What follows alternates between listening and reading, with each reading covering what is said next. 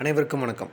இந்த வீடியோவில் நம்ம என்ன பார்க்க போகிறோம் அப்படின்னு பார்த்தோன்னா 6th ஸ்டாண்டர்ட் டேர்ம் 2ல் செகண்ட் இயரில் இருக்கக்கூடிய ஒரு டாபிக் தான் இப்போ நம்ம பார்க்க போகிறோம். அதுக்கு முன்னாடி நம்ம சேனல் இப்போ நீங்கள் வீடியோ பார்க்குறீங்க அப்படின்னா மறக்காமல் சப்ஸ்கிரைப் பண்ணிடுங்க. நம்ம வந்து ஆல்ரெடி 6th ஸ்டாண்டர்ட்லேருந்து வீடியோஸ் கொடுத்துட்டு வந்துட்டுருக்கோம். அதுக்கு முன்னாடியும் 6th சோசியல்லையாக இருக்கட்டும், சயின்ஸ்லையாக இருக்கட்டும் இருக்கக்கூடிய பாக்ஸ் கொஸ்டின்ஸ் எல்லாமே வீடியோஸ் கொடுத்துருக்கோம். நீங்கள் இன்னும் இந்த வீடியோஸ் பார்க்கல அப்படின்னா டிஸ்கிரிப்ஷனில் வீடியோ லிங்க் கொடுக்குறேன். ப்ளேலிஸ்ட்டும் நம்ம சேனலில் ஆட் பண்ணியிருக்கோம். நீங்கள் இதில் போய் வீடியோ பாருங்கள், நிச்சயமாக உங்களுக்கு யூஸ்ஃபுல்லாக இருக்கும். ஓகேங்களா? ஓகே, இப்போ பார்த்தோன்னா ஆசாரக்கோவை. ஓகேங்களா? ஆசாரக்கோவை அப்படிங்கிற ஒரு டாப்பிக்கில் 6th ஸ்டாண்டர்டில் கொடுத்துருக்காங்க. இதில் வந்து இருக்கக்கூடிய பாடல்களும் அதுக்கான நூல்வழிகள் அதோட பொருள் விளக்கம் எல்லாமே ஃபுல்லாகவே பார்த்துருவோம். ஆசாரக்கோவைனா என்ன அப்படின்னா இதில் என்ன சொல்ல வராங்க அப்படிங்கிறத பார்த்தோன்னா, அதாவது நல்ல ஒழுக்கத்தோட மனிதர்கள் வாழ்கிறத பற்றியும் அதில் அந்த ஒழுக்கத்தை வந்து நம்ம வாழ்வில் கடைபிடித்து வாழ்ந்தால் தான் நம்ம ஒரு அறவாழ்வு வாழ முடியும் அப்படிங்கிறத பற்றியும் இல்லாட்டி சொல்கிறாங்க. ஓகேங்களா? அதுலேருந்து நான் அந்த நல்ல ஒழுக்கங்கள் என்னென்ன நல்ல ஒழுக்கங்கள் அப்படின்னும் அதை வந்து நம்ம அறநூல்கள் வந்து நிறையா விதமாக சொல்லி வச்சுருக்காங்க. அந்த அறநூல்கள் வந்து ஆசாரக்கோவை அப்படிங்கிற ஒரு நூலில் இருந்து என்ன விதமாக சொல்லியிருக்காங்க அப்படிங்கிறத பற்றி இதில் பார்ப்போம். ஓகேங்களா? அதாவது ஆசாரக்கோவை இதோட ஆசிரியர் யார் அப்படின்னு பார்த்தோன்னா பெருவாயின் முள்ளியார். ஆசாரக்கோவையோட ஆசிரியர் யார் அப்படின்னு பார்த்தோன்னா பெருவாயின் முள்ளியார். நம்ம பின்பற்றப்பட வேண்டிய ஒரு நற்பண்புகளாக இந்த வந்து ஆசாரக்கோவை நூல்களில் சில நற்பண்புகள் கொடுத்துருக்காங்க. அது என்னென்னு பார்த்தோன்னா, நன்றி அறிதல், பொறையுடைமை, இன்சொல்லோடு இனிய இன்னாத எவ்வுயிருக்கும் செய்யாமை. நன்றி அறிதல், பொறையுடைமை, இன்சொல்லோடு இன்னாத எவ்வுயிருக்கும் செய்யாமை. கல்வியோடு ஒப்புரவு ஆற்ற அறிதல், அறிவுடைமை, நல்லினத்தாரோடு நட்டல். கல்வியோடு ஒப்புரவு ஆற்ற அறிதல், அறிவுடைமை, நல்லினத்தாரோடு நட்டல். இவை 8ம் சொல்லிய ஆசார வித்து. ஓகேங்களா? இந்த 8 நற்கருத்துக்களையும் சொன்னது என்னன்னு பார்த்தோன்னா நம்ம அந்த ஆசார வித்து. ஆசார வித்துனா ஆசாரக்கோவை தான் சொல்கிறாங்க. ஓகேங்களா? இது என்னென்னு பார்த்தோன்னா நன்றி அறிதல். நன்றி அறிதல் அப்படிங்கிறது வந்து பிறர் செய்த நன்மையை வந்து நம்ம வந்து ஞாபகம் வச்சுக்கிறது. நமக்கு ஒருத்தர் நம்ம செஞ்சாங்கன்னா அதை மறக்காமல் இருக்கிறது. அடுத்து பொறையுடைமைங்கிறது வந்து பொறுத்து கொள்ளுதல். இன்சொல்லோடு இன்னாத எவ்வுயிருக்கும் செல்லாமை. இன்சொல் பேசுதல், அப்புறம் வந்து இன்னாத எவ்வுயிருக்கும் செய்யாமை, எந்த உயிருக்கும் தீங்கு செய்யாது இருத்தல். அப்புறத்து பார்த்தோன்னா கல்வி, ஒப்புரவு, பிறருக்கு உதவி செய்தல். ஒப்புரவுனா பிறருக்கு உதவி செய்தல். அடுத்து அறிவுடைமை, அறிவுடையவராக இருத்தல். அப்புறம் பார்த்தோன்னா நல்லினத்தாரோடு நட்டல். நட்டல்ங்கிறது நட்பு கொள்ளுதல், நல்ல மனிதர்களிடம் நட்பு கொள்ளுதல். இந்த 8மே சொன்னது எதுன்னு பார்த்தோன்னா நம்ம ஆசார வித்து. இதெல்லாமே ஒன்ஸ் படித்து பாருங்கள். இந்த இது வந்து நமக்கு இதுலேருந்து கொஸ்டின்ஸ் கேட்கலாம். பாடல் வரிகள் கொடுத்து எதுலேருந்து கொஸ்டின்ஸ் கேட்டேன், இந்த இதுலேருந்து பாடல் வந்து எதில் இடம்பெற்றிருக்கு அப்படின்னு கூட நமக்கு கொஸ்டின் கேட்கலாம். ஓகேங்களா? ஒன்ஸ் நான் படிக்கிறேன். ஓகே, பாருங்கள். நன்றி அறிதல், பொறையுடைமை, இன்சொல்லோடு இன்னாத எவ்வுயிருக்கும் செய்யாமை, கல்வியோடு ஒப்புரவு ஆற்ற அறிதல், அறிவுடைமை, நல்லினத்தாரோடு நட்டல், இவை 8ம் சொல்லிய ஆசார வித்து. ஆசிரியர்னா பெருவாயின் முள்ளியார். கீழே கொடுத்துருக்கான் பாருங்கள். நன்றி அறிதல், பொருள் சொல்லும் பொருள். நன்றி அறிதல்னால் பிறர் செய்த உதவியை மறவாமை.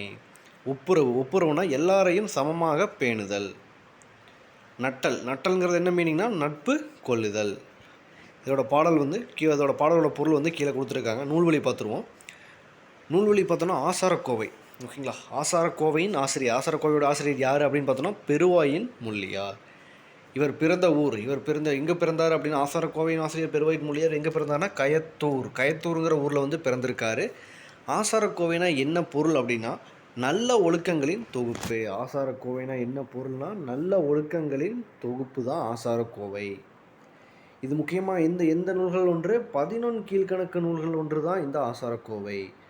அடுத்து பார்த்தோன்னா இது வந்து 100 வெண்பாக்களை கொண்டது. இது எத்தனை வெண்பாக்களை கொண்டது? 100 வெண்பாக்கள். இதுலேருந்து கொஸ்டின்ஸ் எப்படி கேட்கலான்னா ஆசாரக்கோவையின் ஆசிரியர் யார், அதாவது இந்த மாதிரி கொஸ்டின்ஸ் வரலான்னா ஆசாரக்கோவையின் ஆசிரியர் பெருவாயின் முள்ளியார். இவர் எந்த ஊரில் பிறந்தார்?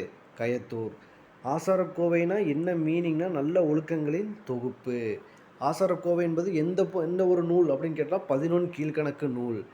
ஆசாரக்கோவையில் வெண்பாக்கள் அல்லது பாடல்கள் எவ்வளோ அப்படின்னு பார்த்தோன்னா 100 பாடல்கள். ஓகேங்களா? அதெல்லாம் நல்லா பார்த்துக்கோங்க. இப்போ இதுலேருந்து கூட நிச்சயமாக நமக்கு கொஸ்டின்ஸ் வரலாம். ஓகேங்களா?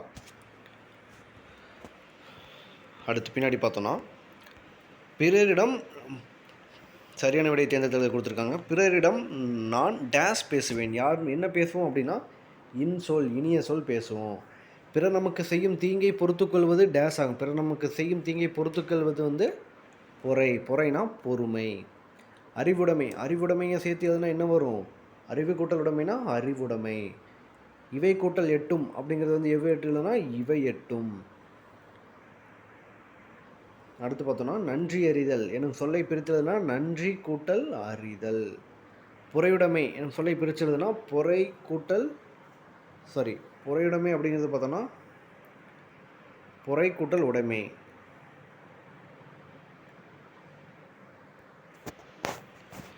அடுத்து பார்த்தோன்னா கண்மணியே கண்ணுரங்கு. அதாவது கண்மணியே கண்ணுரங்கு அப்படிங்கிறது ஒரு பாடல் கொடுத்துருக்காங்க.